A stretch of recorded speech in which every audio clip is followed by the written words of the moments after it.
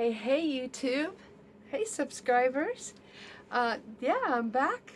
Yeah. Oh wow, so much has happened since my last video.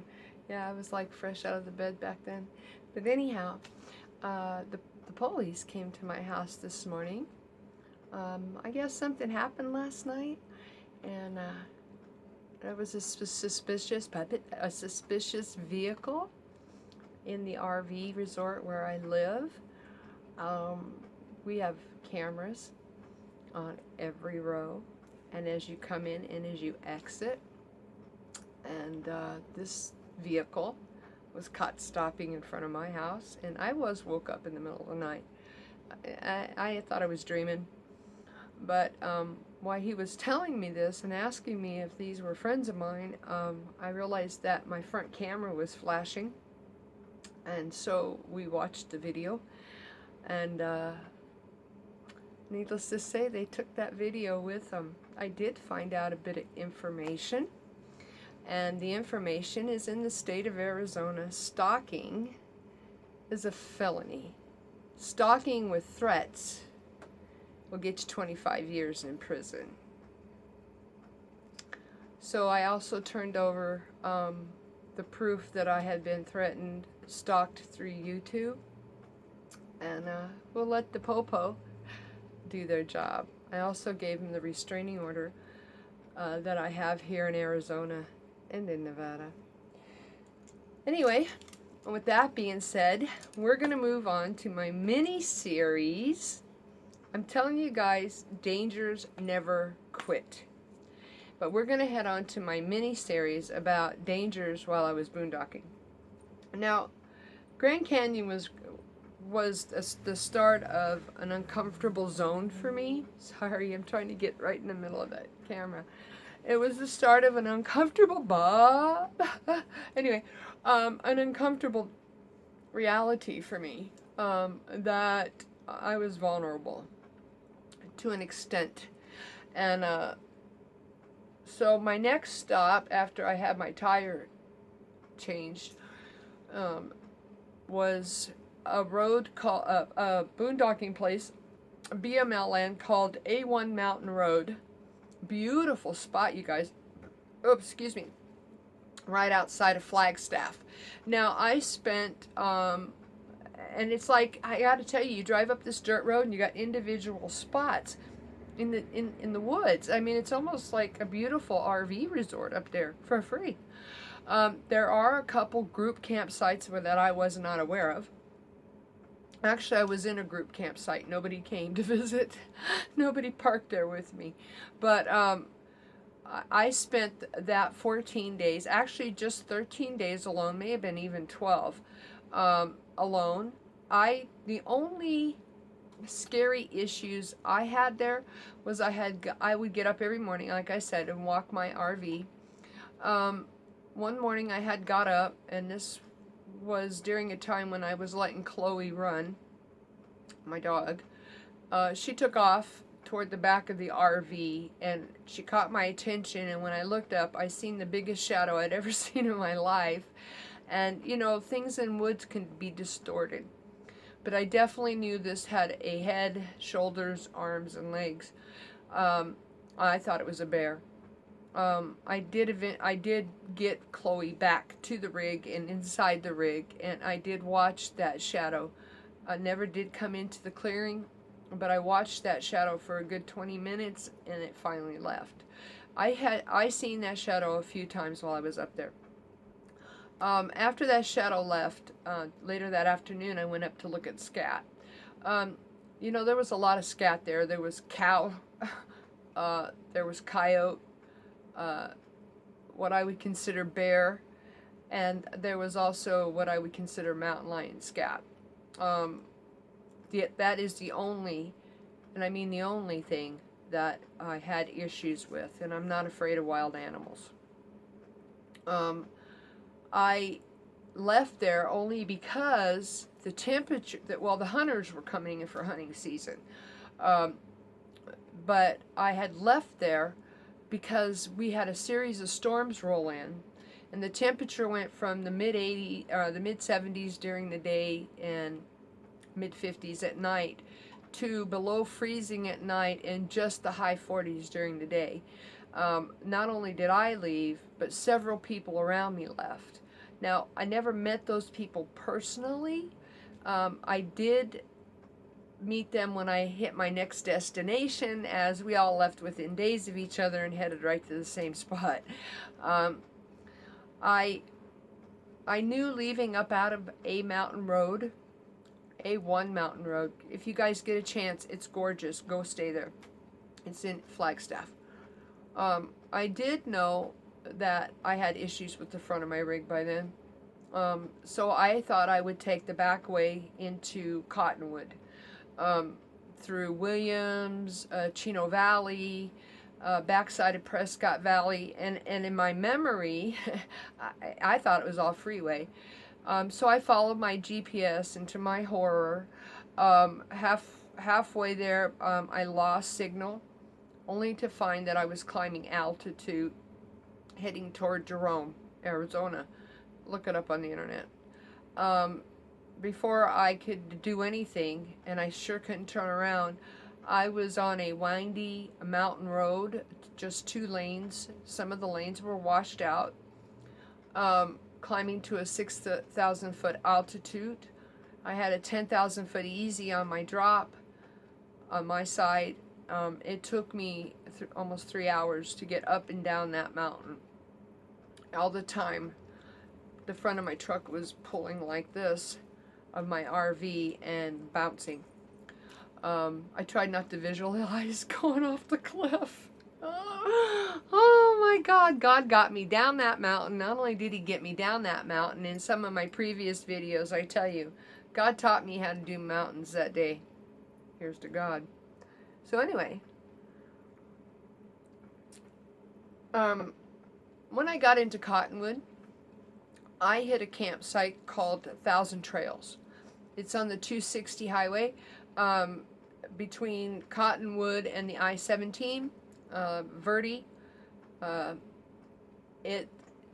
When I got there, it has 3 circular campsites, the closest one being closest to the Verde River. Beautiful place, you guys. The whole 14 days I was there, 15 actually, I had no incident. None. None, none, none. And I ended up meeting 4 of the people who were on A1 Mountain Road with me, and I knew it because of their vehicles, their motorcycles, and their vans. We all were in the same area. We all arrived days within each other. 2 arrived before me, then the one after me. We all became very good friends up there at that time. Nope, none of those people are on YouTube. Just saying. And that's the combined nomadic life of over 200 years, just in those 4 people. I state in one of my videos that I left there kicking and screaming, white knuckling. I did not want to go. 3 days after I got there, I was sleeping all night long. It was one of the most amazing memories, and I shall always, always, always cherish that in my heart. From there, I decided to go right across the 260 to an area that online is said to be BML land. Now, the Thousand Trails camp area is forestry, Prescott Forestry.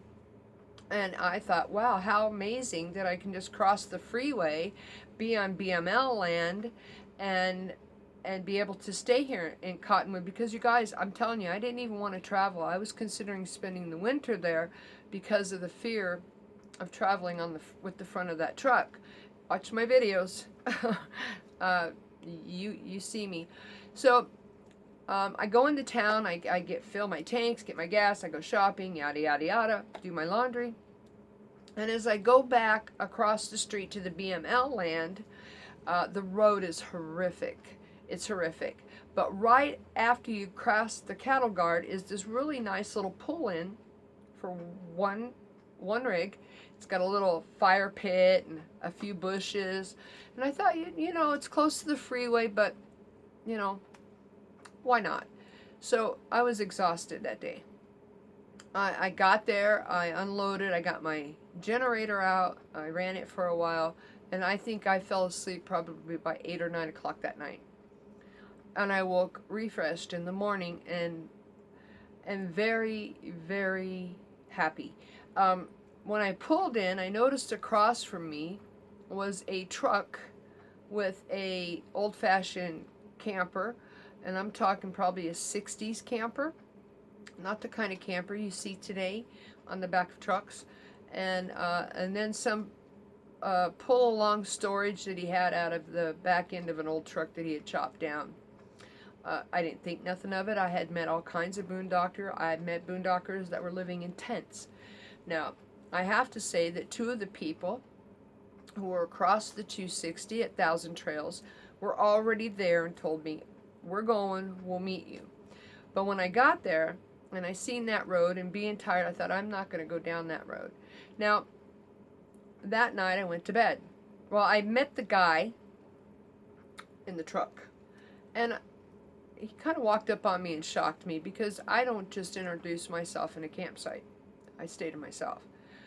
He walked up, introduced himself, said if I ever needed any help, let him know. I went to bed that night. I was awoken about 3 o'clock in the morning to a white car that had pulled right in front of my RV. I had pulled into a roundabout so I could just exit out. This car pulled right in front. I could not go forward if I had to. I couldn't go backwards. My generator was back there, tied to a tree, but still behind my rig. I learned an important lesson that day as well. But two young people, a female who had to be 6'4". She was an Amazon. This chick was huge. The male never got out of the car. The female got out of the car and walked to my rig. And she stopped in the back of my rig where I had Lucy Lou, my scooter, on the rack. I had my generator attached to the tree on the ground, and I had my 4 gas cans tied down as well out there. Not to mention my chairs out front. I screamed out, "What do you want?" At which time she said something, and I told her, "There's nothing here for you, leave." And they left. Well, that night, after they left, I was late trying to go back to sleep, and I told you guys about the mental alertness. And I'm talking fast because I don't want this to be a long, drawn-out video. But I was mentally alert, and falling back to sleep was almost impossible. So I'm laying there, and this was the first night it had ever happened in this rig. My rig starts swaying side to side, just like this, rocking. And I can hear noise in the back of my rig. I had fell asleep inadvertently on my couch after they left, but I could hear noise back there. So I went back there and I climbed up on the bed. The noise stopped. The motion stopped for about 2 seconds. The noise and the motion started again, and I thought, the hell, I locked those. And I thought, you know what, I gotta move. I can't be this close to the freeway, because people just driving by can see that I'm a lone RVer right here by myself. So it finally stopped rocking, and I couldn't fall back asleep. I told you guys about that mental alertness. So I knew I was going to move. I actually thought, I'm going to walk the road, see if I can actually get my rig back there, if there's flat spots. And if not, I'm going elsewhere. And so as soon as the sun came, I spent the rest of the night, the dark time, which was a couple hours, packing up the inside. And if you look behind me, you can see my table. All that stuff, you guys, when I move, has to be torn down. Some of the stuff back here has to be, but not really, because this is on a slide that just comes in. I put stuff up on this couch. But anything you have out on counters, some stuff you have up on the walls, TV, my flat screen TV has to come down. In that rig, I had to bring down my solar. So I broke down the inside of my rig. Dawn came. The first thing I did was took Chloe, and we walked the road the half a mile into the back where my buddies were, and probably 7 other boondockers. And that was just in the one area. Up the hill, there was probably another 12 boondockers up that hill. But I didn't want to go up that hill because of the rig. And so I walked back there, talked to 2 of my buddies who were over at Thousand Trails, and they said, "Tammy, follow this route," and because both of them, one of them was pulling a 30-foot travel trailer, and the other one was in a 30-foot Class C like mine. So they said follow this certain route, and there's no pit holes. It's soft, and you'll be able to make it back here. So I went back, and I was packing up the outside, and as I was turned around, the guy in the truck was right behind me, scared the shit out of me. And he goes, "Where are you going?" I said, "I'm moving." I said, "I didn't like last night at all." I said, "While you're standing there, help me load this generator," because I wanted out of there. I wanted to be back in my new spot and unpacked by noon. I said, "While you're standing there, will you help me load this generator?" And he did. So I'm not going to say his name.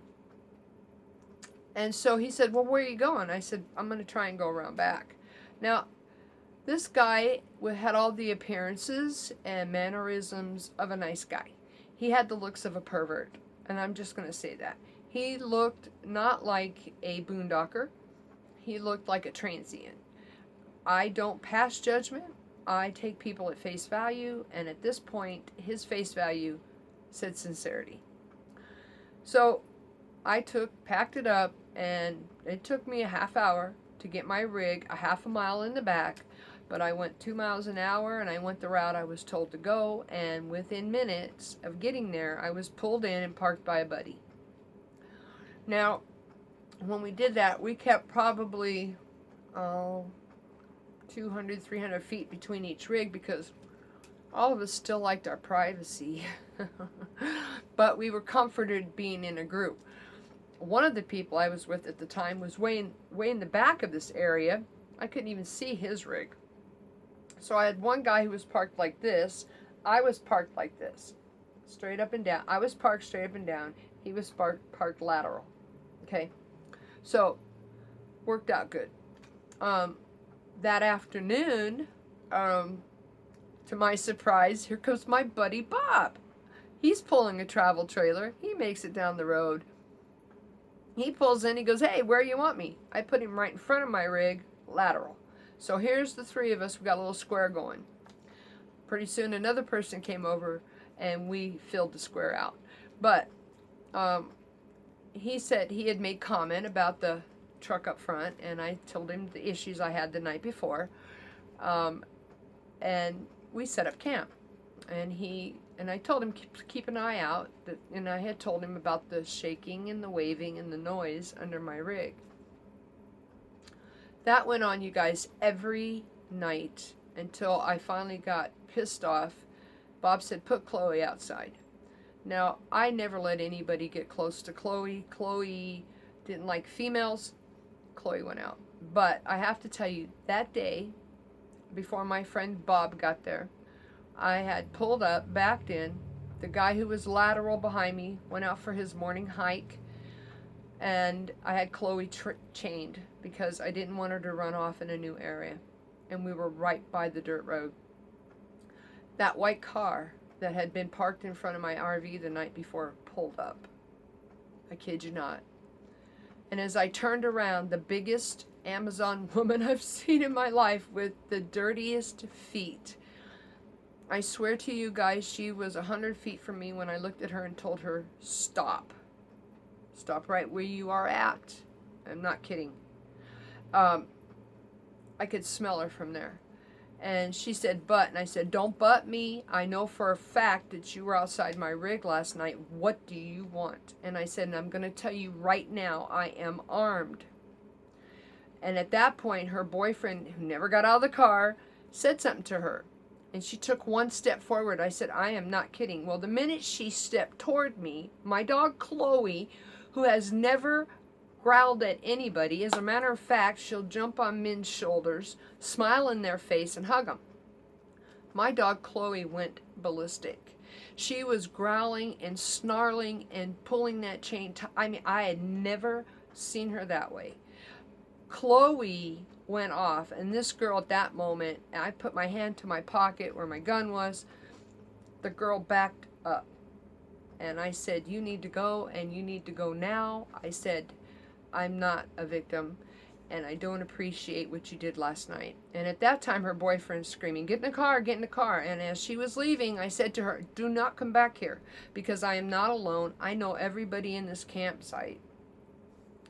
unbeknownst to me, the guy up front in the truck had a young couple as a friend. Now, he had momentarily told me about a young couple that was traveling with him that was ripping him off and others.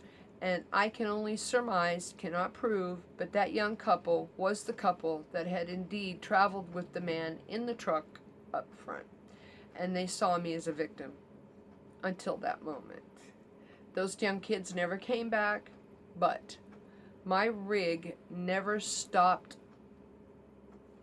being shook. It started every night at midnight. My friend Bob actually caught somebody around my rig one night.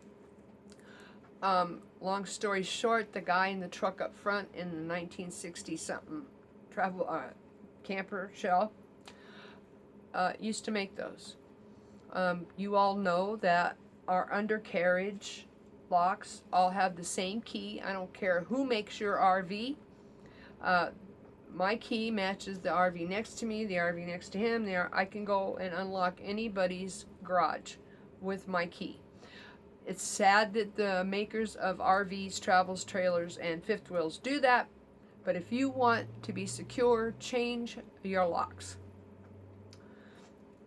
I eventually came to find out that any time this man knew where I was, and I'll tell you about the next place I stayed, and he found out where I was, and again, it happened. He was crawling up underneath my rig. I had in Betty Sue, I had a crawl through, big area. When the rig and the trash cans and the ice chest and all that was out of there, it was a big open area. It was right underneath the bed. He was in there every night. Anytime I would come out to catch him, he would get out and be out in the darkness. I could never catch him. I did not realize, you guys, and I'm not kidding, until I pulled into my first work camping job, that it was him. No, and I got him a job there. Yeah. Stupidity.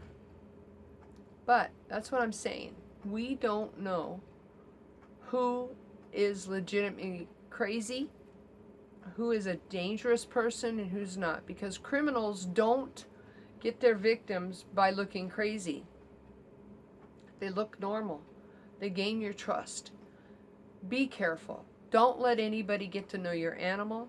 Don't let anybody inside your rig. And most of all, don't trust everybody. It was a hard lesson for me, but when I continue to tell you the story of how this guy followed me around, making me miserable, scaring me, that's all he ever did was scare me, and he must have got a thrill out of it, you're going to go, oh my God. And I never suspected him. This guy took me into town. When I didn't need to empty my tanks, he would take me into town with him to get water and food, propane in bottles. I would accompany him to the smoke shops. I would accompany him to the food banks. I would accompany him everywhere. I thought this man was my friend. And all along, unbeknownst to me, he was driving me mad. And one night Bob almost caught him. That went on for the whole 16 days that I sat there. And you know, I have to say that when I left that spot, even though he knew I was going right back across the road to Thousand Trails, which I thought was a different entity, I thought it was Prescott. I'll tell you in another video. He knew where I was. But that night, nothing, no rocking. It was gone. It was gone, you guys. There was no rocking. There was nobody in my rig, nothing. Inadvertently, he destroyed one of the locks on that rig, getting in and out of there, to where I couldn't lock it anymore. Yeah, that's another story. So, that's my second video on some of the dangers that I faced and how to keep yourself safe. I want to touch base real fast before I go about femaling. You know, when I bought Betty Sue, I thought the people I bought her off of were upright people, good people. I have to say, the night I left town and he cussed me out for asking how to change battery cables, demanding that I come back to his house so he can remount the generator on the back and take my scooter off. I knew something was up with these people. The fact that I woke up this morning, you guys, to him getting through YouTube yet again. Yes, the police got that this morning, but I have to say that when that police told me just an hour ago that stalking is a felony in the state of Arizona, and the fact that I can prove harassment and threats, it carries a 25-year minimum. And I know people in Florence, not someplace anybody really wants to be. So we're going to let the police here where I'm at take care of it. We're going to let them contact Nevada, and we're going to let them take care of it. You know, it's really sad that you can't live life without idiots in your world. I didn't buy this rig because I simply wanted a new rig, or I simply wanted a Class C. I wanted something that I could travel in safely. I have children in Wisconsin. I have children in Georgia. I have children here in Arizona, and they are an hour away from me. I want to travel. I did not buy that RV to sit in one spot at the time and do nothing. So, and they knew that. They knew I was going to be traveling. I don't know if I'll travel extensively. I have fell in love with camp working job. I have fell in love with the company that I work for. And you know, one of the other things, I had to go to this company and tell them this issue. I had to show them. They know. My coworkers know. Being stalked and harassed to any level, whether it's out boondocking or whether it's in a community, is no joke. It's no joke, you guys. And it's sad, and it saddens my heart that people can't take it and leave. They got their rig back. That's all they needed. Now, I wasn't going to kill myself driving on a wobbly tire. If they want to kill themselves taking that back, that's their business. But stay away from me. So, my next video, I will tell you the rest of the story. You guys are not going to believe it. I'm telling you, I was such a fool about this guy. Anyway, I hope you have a great week. I hope you have a great day. Remember to love yourself, because if you don't love you, ain't nobody going to love you. It radiates from within us. Oh, guess what? You guys know I haven't had a dog for a while. Well, guess what? I have a dog coming. It's been in the makings for 2 weeks. It's a 1-year-old male lab boxer mix. He's totally house trained, and not only that, he's trained in protection. But I have somebody who just showed up here, I think, a friend of mine. So y'all have a great day. Bye.